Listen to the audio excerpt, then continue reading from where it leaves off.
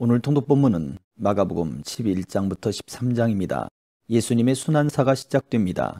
스가랴 선지자의 예언을 성취하고 사람들의 환호성 속에 예루살렘으로 입성하였지만 입사하기 외에 아무것도 가지고 있지 않은 무화과 나무처럼 현실은 믿음이 없었고 십자가의 고난을 예고하심에도 끊임없는 자리다툼과 권력의 욕심뿐이었으며 소망과 기쁨을 앗아가는 잔인한 모습들 뿐이었습니다. 예수의 권위에 대해 논쟁을 벌이고 죽이고자 했던 종교 지도자들과의 논쟁 후 무화과 나무의 비유를 통해 마지막 날 재난의 징조와 종말의 때에 대해 예언합니다. 마가복음 11장. 예수님과 제자들이 예루살렘 근처 곧 올리브산 가까이에 있는 벳바게와 베다니 마을에 이르렀습니다. 그곳에서 예수님은 두 제자들을 보내셨습니다. 예수님께서 그들에게 말씀하셨습니다. 건너편 마을로 가거라. 거기에 가면 지금까지 아무도 탄 적이 없는 나귀 새끼 한 마리가 매여 있는 것을 볼 것이다. 그것을 풀어서 이리로 가지고 오너라. 누가 너희에게 왜 이러십니까? 라고 물으면 이렇게 말하여라. 주님께서 필요하시답니다. 곧 이리로 돌려보내실 것입니다. 제자들이 마을로 들어가서 길 쪽으로 있는 문에 묶여있는 나귀 새끼를 발견하였습니다. 제자들이 나귀를 풀었습니다.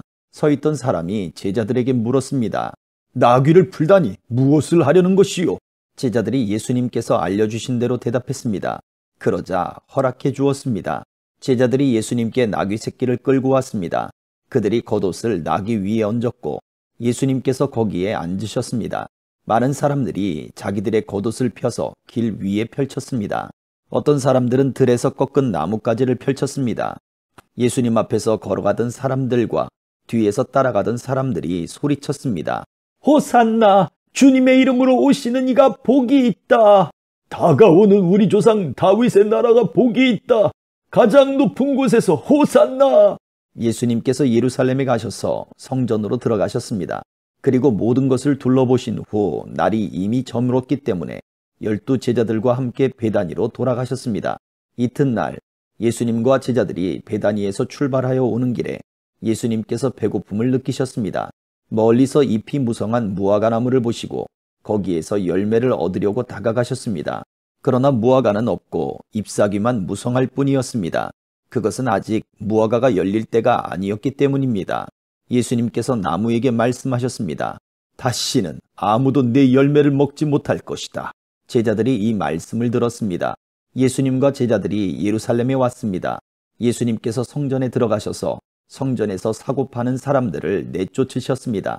그리고 돈 바꾸어 주는 사람들의 책상과 비둘기 파는 사람들의 자리를 뒤엎으셨습니다. 예수님께서 그 누구도 물건을 가지고 성전의 뜰을 가로질러 가지 못하게 하셨습니다. 그리고 사람들을 가르치셨습니다. 성경에 이렇게 쓰여 있다. 나의 집은 모든 민족에 기도하는 집이라고 불릴 것이다. 그런데 너희는 강도의 소굴로 바꾸었다. 대제사장들과 율법학자들이 이 소식을 들었습니다. 그들은 예수님을 죽일 방법을 찾기 시작했습니다. 그것은 사람들이 예수님의 가르침에 놀라워하므로 그들이 예수님을 두려워했기 때문입니다. 밤이 되자 예수님과 제자들은 성을 떠났습니다. 아침에 지나가다가 제자들이 무화과 나무가 뿌리부터 말라버린 것을 보았습니다. 베드로가 생각이 나서 예수님께 말했습니다. 선생님 보세요. 저주하던 무화과 나무가 말라 죽어 있습니다. 예수님께서 대답하셨습니다. 하나님을 믿어라. 내가 너희에게 진정으로 말한다. 누구든지 이 산을 향하여 뽑혀서 바다에 던져져라 하고 말하면 마음속에 아무 의심 없이 말한 대로 될 줄 믿으면 그대로 이루어질 것이다. 그러므로 내가 너희에게 말한다. 너희가 기도하고 구한 모든 것은 받은 줄로 믿어라. 그러면 이루어질 것이다. 너희가 서서 기도할 때 다른 사람과 원수된 일이 있으면 그를 용서하여라. 그래야 하늘에 계신 너희 아버지께서도 너희의 죄를 용서하실 것이다. 예수님과 제자들이 다시 예루살렘으로 갔습니다. 예수님께서 성전에서 거니실 때 대제사장들과 율법학자들과 장로들이 예수님께 왔습니다. 그들이 예수님께 말했습니다. 당신이 무슨 권한으로 이런 일을 하는 것이요? 누가 당신에게 이런 권한을 주었소? 예수님께서 이들에게 대답하셨습니다. 내가 한 가지를 너희들에게 묻겠다. 만일 나에게 대답하면 내가 무슨 권한으로 이런 일을 하는지 말해주겠다. 요한의 세례가 하늘로부터 온 것이냐? 아니면 사람에게서 온 것이냐? 대답해 보아라. 그들이 자기들끼리 의논하였습니다. 만일 우리가 하늘로부터 왔다고 하면 그가 어째서 너희는 요한을 믿지 않았느냐 하고 말할 것이다. 그렇다고 사람에게서 왔다고 말할 수도 없지 않은가? 이들은 백성들을 두려워했습니다. 그것은 모든 사람들이 진정으로 요한을 예언자로 생각하고 있었기 때문입니다. 그래서 예수님께 우리는 모르오 하고 대답했습니다. 예수님께서도 그러면 나도 너희에게 내가 무슨 권한으로 이런 일을 하는지 말하지 않겠다 라고 말씀하셨습니다. 12장. 예수님께서는 비유로 사람들에게 말씀하기 시작하셨습니다. 어떤 사람이 포도밭을 가꾸었다. 그리고 주위에 담장을 치고 포도즙을 짤 구덩이를 파고 망대를 세웠다. 그리고 포도밭을 농부들에게 빌려주고 여행을 떠났다. 때가 되자 주인은 농부들에게 종을 보내어 포도밭에서 난 자기 몫의 수확물을 가져오게 했다. 그러나 농부들은 그 종을 붙잡아 때린 후 빈손으로 쫓아버렸다. 다시 주인은 다른 종을 그들에게 보냈다. 그러자 그들은 그의 머리를 때리고 깔보고 업신여겼다. 다시 주인은 다른 종을 보냈다. 그러자 그들은 그 하인을 죽였다. 다른 많은 종들을 보냈지만 농부들은 때리기도 하고 죽이기도 하였다. 주인에게는 한 사람이 더 있었는데 바로 그의 사랑하는 아들이었다. 결국 주인은 아들을 농부들에게 보내면서 말했다. 농부들이 내 아들은 존중할 것이다. 그러나 농부들은 서로 말했다. 이 사람은 주인의 상속자이다. 어서 그를 죽이자. 그러면 유산이 우리의 것이 될 것이다. 농부들은 아들을 잡아다 죽인 후 포도밭 밖으로 던져버렸다. 포도밭의 주인이 이제 어떻게 하겠느냐? 그는 포도밭에 가서 농부들을 다 죽이고 포도밭을 다른 농부들에게 줄 것이다. 이런 성경 말씀을 읽어보지 못했느냐? 건축자들이 버린 돌이 집 모퉁이의 머릿돌이 되었다. 이는 주님께서 하신 일이다. 이것이 우리 눈에 놀랍지 않은가? 그들은 이 비유가 자기들을 빗대어 하신 것임을 알고 예수님을 체포하길 원했습니다. 그러나 백성들을 두려워하여 예수님을 두고 떠나가 버렸습니다. 그들은 예수님의 말씀에서 트집을 잡으려고 바리새파 사람과 헤롯 당원 몇 명을 예수님께 보냈습니다. 그들이 와서 말했습니다. 선생님, 우리는 선생님께서 진실한 분이시며 아무에게도 얽매이지 않으신다고 알고 있습니다. 선생님께서는 아무도 부당하게 대하지 않으시고 하나님의 길을 진리로 가르치십니다. 가이사에게 세금을 내는 것이 옳습니까? 내지 않는 것이 옳습니까? 세금을 내야 합니까? 내지 말아야 합니까? 예수님께서는 이 사람들의 속셈을 아시고 말씀하셨습니다. 어째서 나를 시험하느냐? 데나리온 1개를 가져와서 나에게 보여라. 그들이 은전 1개를 가져왔습니다. 예수님께서 물으셨습니다. 이것은 누구의 얼굴이며 누구라고 씌어 있느냐? 그들이 대답했습니다. 가이사입니다. 예수님께서 그들에게 말씀하셨습니다. 가이사의 것은 가이사에게 주어라. 그리고 하나님의 것은 하나님께 바쳐라. 그들은 예수님의 말씀에 놀랐습니다. 부활이 없다고 주장하는 사두개파 사람 몇 명이 예수님께 왔습니다. 그리고 예수님께 질문을 했습니다. 선생님, 모세는 형이 자식이 없이 아내만 남겨두고 죽으면 동생이 그 형수와 결혼하고 형을 위하여 자식을 길러라 하고 기록했습니다. 7 형제가 있었는데 맏형이 결혼하고 자식이 없이 죽었습니다. 그래서 둘째가 형수와 결혼을 했는데 역시 자식이 없이 죽었습니다. 셋째도 마찬가지였습니다. 7 형제 모두가 자식을 남기지 못했습니다. 나중에 여자도 죽었습니다. 그러면 다시 살아날 때 그 여자는 그들 중에 누구의 아내가 되겠습니까?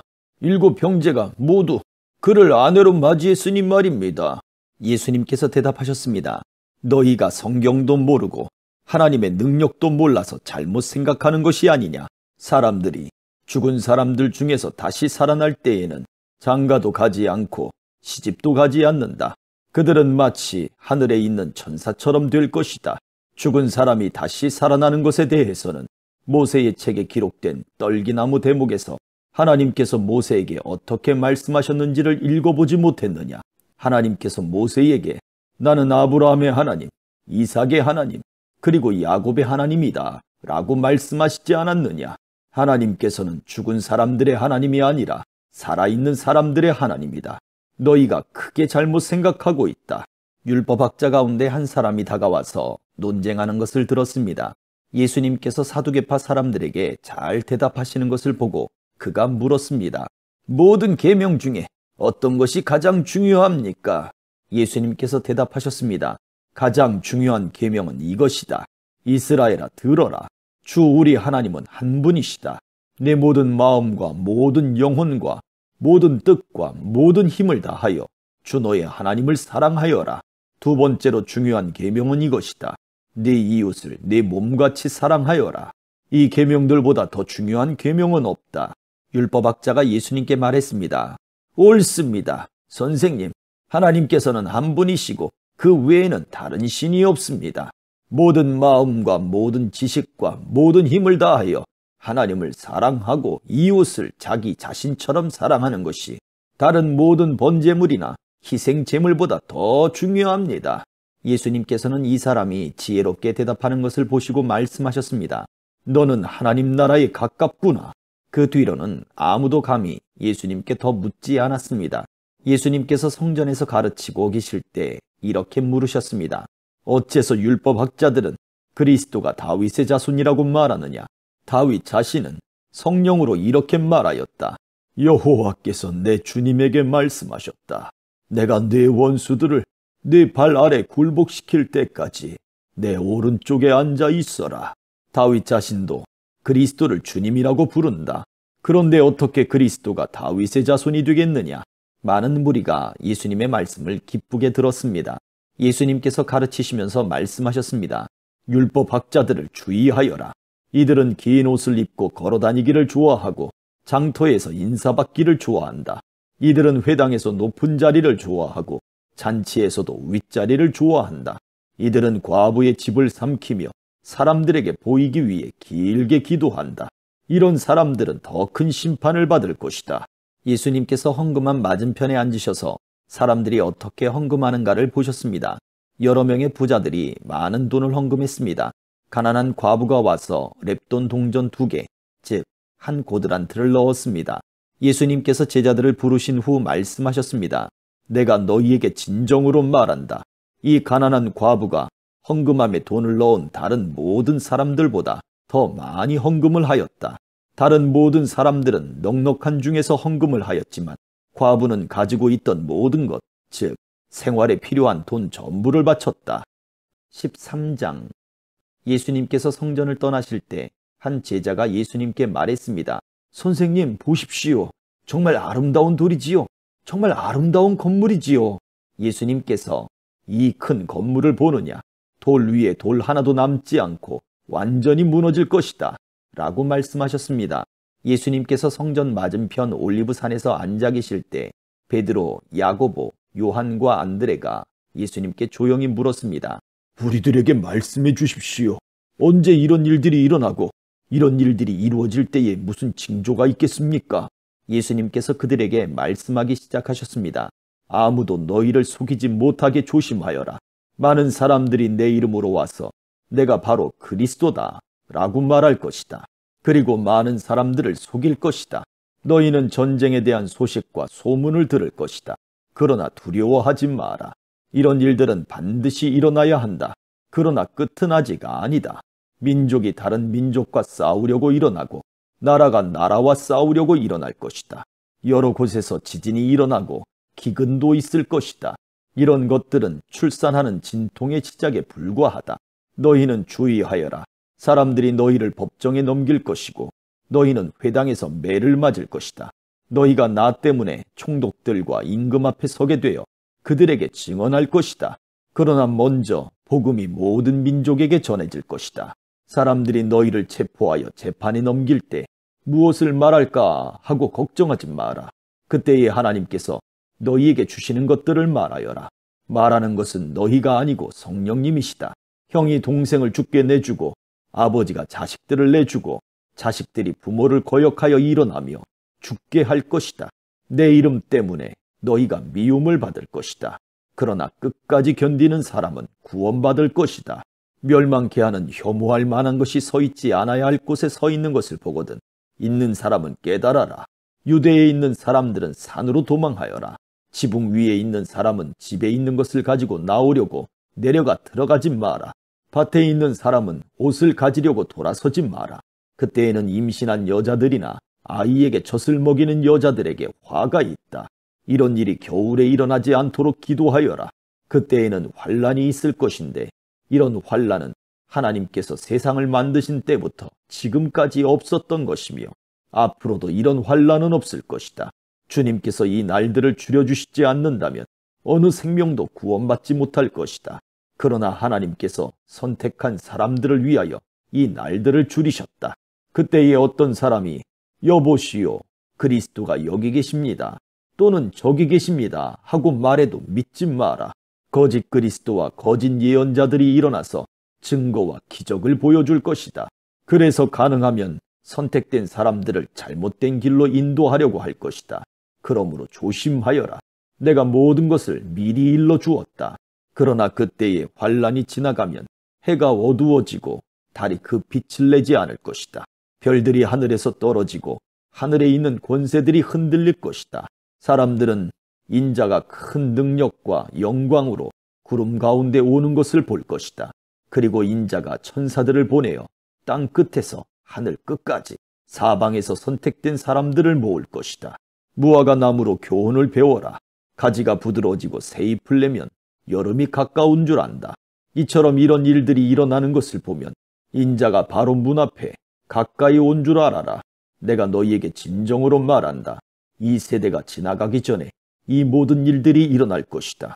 하늘과 땅은 없어질 것이나 내 말은 없어지지 않을 것이다. 그날과 그때는 아무도 모른다. 하늘에 있는 천사도 모르고 아들도 모르고 오직 아버지만이 아신다. 주의하여라. 항상 경계하여라.